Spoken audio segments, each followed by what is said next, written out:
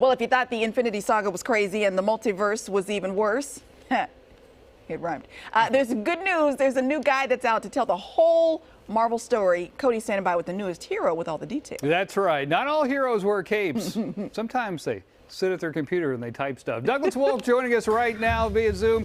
Good to see you, my friend. Tell the folks at home what you did to create this book.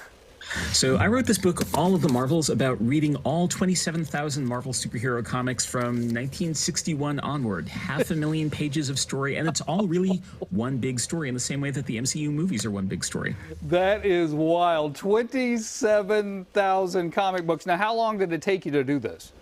A few years. There was a lot of reading, and then there was a lot of writing. Was there a point where you went, you know what, I'm just going to skip a couple of these weird ones? Or did you say, no, I'm going to read all of these? No, I mean, this may be Stockholm Syndrome talking, but after a certain point, even the really bad ones, I started to find a way to enjoy. There's something about the historical circumstances under which they were produced, or something about a particular writer or artist who worked on even the worst comics. So like, oh, that's what they do. That's kind of cool. I like that. I like seeing that. Fantastic, fantastic. Does it tell a full story? Did you find that it tells a full, complete story in the 27,000 pages?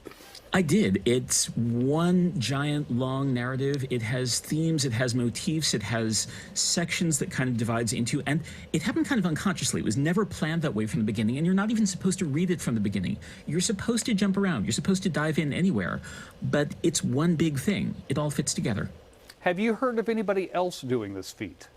I have. There's a guy named Zach Rabaroff who's done it. There are 2 or 3 other people who may have read it all. It was never supposed to be all read by one person. That was never the idea. I did the thing you're not supposed to do. You're a rebel, my friend. You're a rebel. What was your favorite storyline out of all the books? Oh, man. I mean, I have so many favorites, but today it has to be the unbeatable Squirrel Girl. Yes.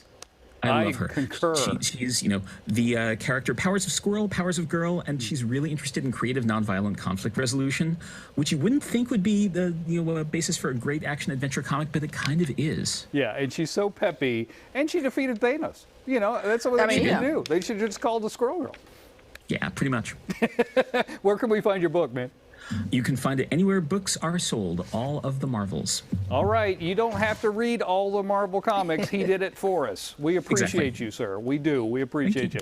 Nice talking to you. Now I know what I need to do.